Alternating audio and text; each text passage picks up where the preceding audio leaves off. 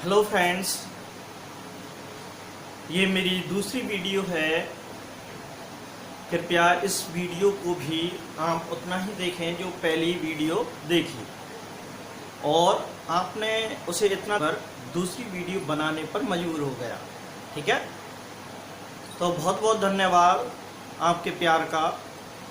तो देखिए, इस वीडियो में मैं आपको मात्रक कोष्ठका के बारे में जानकारी दूंगा। ये सॉलिड स्टेट का ही पार्ट है, ठोस अवस्था का ही मात्रक कोष्ठका या एकक कोष्ठका। मात्रक कोष्ठका या एकक कोष्ठका क्या होती है? क्रिस्टल की इकाई। किसकी इकाई होती है? ये क्रिस्टल की इकाई। कहने का मतलब ये है कि हर किसी की कोई ना कोई इकाई जरूर होती है, कोई भी छोटा सा छोटा रूप। जैसे हमारा शरीर है, और ये शरीर जो है कोशिकाओं से मिलकर बना हुआ है, तो कोशिका क्या हुई? इसकी इकाई, कोशिका इकाई हुई। ठीक है, जैसे द्रव्य है, द्रव्य की इकाई क्या है? परमाणु। तो ऐसे ही हर किसी का कोई ना कोई इकाई या सरलतम रूप जरूर होता है। तो ऐसे ही क्रिस्टल का भी सरलतम रूप है, और इस सरलतम रूप को अपन क्या कह देते हैं? इकाई कोष्ठका या एकक कोष्ठका या मात्रक कोष्ठका।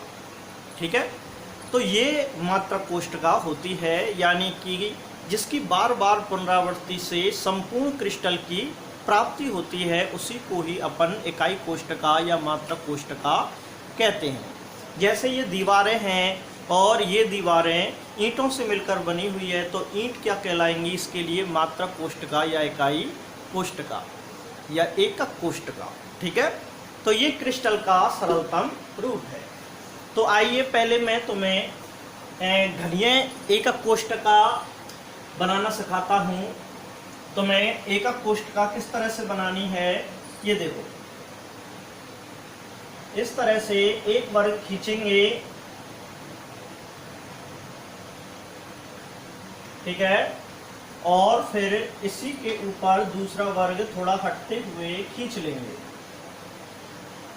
ठीक है, इन लाइनों को मिला देंगे, तो ये बन गई एकक कोष्ठका। ठीक है, तो इस एकक कोष्ठका में अपन इस लाइन को आगे बढ़ा देते हैं, इस लाइन को आगे बढ़ा देते हैं, इस लाइन को आगे बढ़ा देते हैं। तो तीन अक्ष हो गए, तीन अक्ष हो गए। तो इन तीन अक्षों को अक्षीय लंबाइयां कहते हैं। क्या कहेंगे? अक्षीय लंबाइयां। और इन्हें किससे प्रदर्शित करेंगे? ए, बी और सी। ठीक है, तो एक एकक कोष्ठका में तीन अक्षीय लंबाइयां उपस्थित होती हैं। तीन अक्षीय लंबाइयों में इसके ए के सामने जो कोण होता है, इसको अपन अल्फा कहते हैं। बी के सामने जो कोण होता है, उसे अपन बीटा कहते हैं। और सी के सामने जो शेष कोण रह जाता है, उसे अपन क्या कह देते हैं? गामा। क्या कहेंगे? गामा। तो कुल मिला के तीन अक्षीय लंबाइयां होती हैं इसमें, और तीन ही अक्षीय कोण होते हैं। ध्यान रखना, ये अक्षीय कोण फिक्स होते हैं। ए के सामने अल्फा, बी के सामने बीटा, और सी के सामने गामा होता है। या फिर हम इसे इस तरह से कह सकते हैं कि जो अल्फा कोण है, वो अल्फा कोण बी व सी के मध्य होता है, बीटा कोण ए व सी के मध्य होता है, और गामा कोण ए व बी के बीच में रहता है।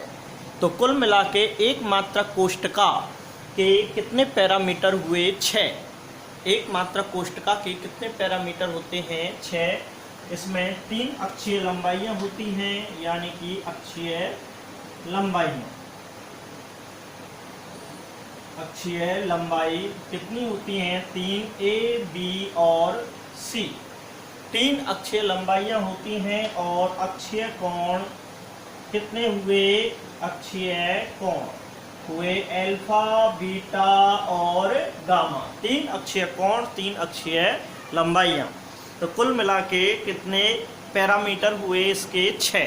6 पैरामीटर होते हैं। और देखो मैं और इसे विस्तृत करता हूँ, जैसे एक क्रिस्टल जालक बनाता हूँ। देखो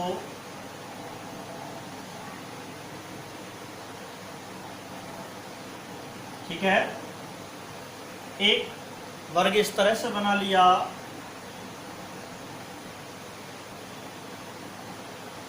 दूसरा वर्ग इस तरह से बना लिया, तीसरा वर्ग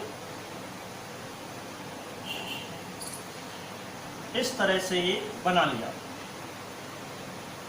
ठीक है, ये बना लिए मैंने। इन तीनों कोनों को मिला दो। ठीक है, और यहाँ पे एक लाइन इस तरह से खींचो, एक लाइन इस तरह से खींचो। इसके बाहर के सिरे को बाहर वाले से मिला दो, अंदर के सिरे को अंदर वाले से मिला दो, और बीच के सिरे को बीच वाले से मिला दो। मिला दिया। इसी तरह से एक लाइन हम इस तरह से खींचते हैं, एक लाइन इस तरह से खींचते हैं। ओके, और इसके अंदर के सिरे को अंदर वाले से, बाहर के सिरे को बाहर वाले से, और बीच वाले सिरे को बीच वाले से मिला देते हैं। अब तुम देख सकते हो इसमें कितने छोटे छोटे घन हो गए। देखो मैं एक पार्ट को डार्क कर रहा हूँ।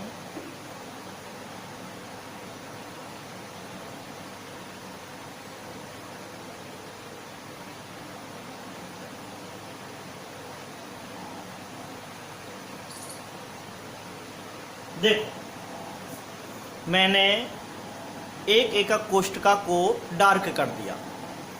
ये डार्क क्षेत्र है, ये क्या कहलाई, इसकी एक एकक कोष्ठका। अब देखो एक ये है, एक इसके पीछे है, यानी कि एक खाने में दो एकक कोष्ठकाएं हैं, दूसरे खाने में दो, तीसरे में दो, चौथे में दो। तो इस क्रिस्टल जालक में टोटल एकक कोष्ठकाएं कितनी हैं? 8। 4 दूनी 8 हो जाएंगे भाई। तो 8 एकक कोष्ठकाएं हैं। तो देखो तुम देख सकते हो जब एकक कोष्ठकाएं आपस में मिलती चली जाती हैं तो कुल मिला के किसका निर्माण होता है? क्रिस्टल जालक का। तो क्रिस्टल जालक का सरलतम रूप क्या कहलाती है? मात्रक कोष्ठका या फिर एकक कोष्ठका। देखो एक मात्रक कोष्ठका में होता क्या क्या है। देखो हमने एक घनीय मात्रक कोष्ठका बनाई है ये, और इसमें हम बता रहे हैं कि आखिर क्या क्या चीज़ होती हैं जो हमें इस पाठ में लर्न करनी है, मतलब किस चीज़ को हमें पता होना चाहिए उसके बारे में जानकारी देता हूं मैं। देखो इसमें ये नुकीले सिरे क्या कहलाते हैं? कोने। क्या कहलाते हैं? कोने। ये नुकीले सिरे कोने कहलाते हैं। और कोने टोटल कितने हैं? देखो 1 2 3 4 5 6 7 8, यानी कि एक एकक कोष्ठका में या एक घनीय एकक कोष्ठका में अपन बात करें एक घन में, तो कोने कितने होते हैं? 8। कोनों की संख्या कितनी होती है? 8 होती है। और दूसरी फलकों की संख्या, फलक कितने होते हैं इसमें? देखो 1 2 3 4 और एक आगे का और एक पीछे का, तो टोटल कितने हुए? 6 फलक। तो फलक होते हैं इसमें 6। कोर या किनारे, कोर या किनारे, कोर या किनारे, एक घन में कोर या किनारे कितने होते हैं? देखो इनको कहते हैं अपन कोर या किनारे। ये देखो ऊपर कोर गिनता हूं मैं, वो कोर किनारे गिनता हूं। ध्यान रखना कोर अलग है और किनारा अलग है। नहीं, कोर और किनारे वो तो दोनों एक ही हैं, कोर अलग है और कोना अलग है। ठीक है, कोर और कोने दोनों अलग अलग होते हैं। अब इसमें देखो जैसे इसकी बात करें तो 1 2 3 4, ठीक है, 1 2 3 4, यानी कि 4 कोर ऊपर हैं, 4 कोर नीचे हैं। 1 2 3 4 और 4 ही बगल में हैं, यानी कि टोटल कोरों की संख्या कितनी हो गई? 12। अंतःकेंद्र, अंतःकेंद्र यानी कि सेंटर कितना होता है इसमें? अंतःकेंद्र होता है 1। क्या? 1। भाई किसी का भी सेंटर तो एक ही होता है। अंतःकेंद्र इसमें कितना होता है? 1। बिल्कुल बीचों बीच में अंतःकेंद्र होता है, तो उसे अंतःकेंद्र कहते हैं। तो एक घनीय एकक कोष्ठका में कोनों की संख्या होती है 8 और फलकों की संख्या होती है 6 और कोरों की संख्या होती है 12 और अंतःकेंद्र की संख्या होती है 1। तो इस तरह से हम कर सकते हैं। चलो मैं तुम्हें इनको एक डिब्बे की सहायता से बताता हूँ। ठीक है, ये मैंने डिब्बा लिया, ये लिप 52 का डिब्बा है। तो तुम्हें इस डिब्बे की तरफ देखना है। और देखो इसमें, जैसे इसकी बात करूं मैं, इनको 1 2 3 4, ठीक है। तो ये जो 4 हुए, ये क्या कहलाएंगे? कोने। क्या कहलाएंगे? कोने। 4 कोने आगे हैं, 4 कोने पीछे हैं, तो टोटल कोनों की संख्या कितनी हो जाएगी? 8। कितनी हो जाएगी कोनों की संख्या? 8। ठीक है, और इनको अपन क्या कहते हैं? फलक। क्या कहते हैं? फलक। 1 2 3 और एक इसके पीछे 4 और ये 5 और ये 6, ये 6। 1 2 3 4 5 और 6, ठीक है। टोटल फलकों की संख्या कितनी हुई? 6। इसी तरह से कोर या किनारे, कोर या किनारे कितने हुए? देखो इधर की साइड तुम्हें कितने किनारे दिखाई दे रहे हैं? 4। 4 इधर की साइड दिखाई दे रहे हैं, 4 ही इधर की साइड हो गए। 4 और 4 8 और 4 ये हो गए 1 2 3 4, यानी कि 4 तिया 12 किनारों की संख्या हो गई, कोर की संख्या होगी। और एक इसके 20 सेंटर में होगा, उसको अपन क्या कहते हैं? अंतःकेंद्र। ठीक है, तो स्टूडेंट्स आप समझ गए होंगे कि इस पाठ में हमें ये चीज़ तो पता होना चाहिए कि एक घनीय एकक कोष्ठका में कोनों की संख्या 8 होती है, फलक 6 होते हैं, कोर या किनारे 12 होते हैं और अंतःकेंद्र 1 होते हैं। ठीक है, तो इससे आगे मैं नेक्स्ट वीडियो को बनाऊंगा कि आखिर इन चीज़ों की हमें ज़रूरत क्यों पड़ती है।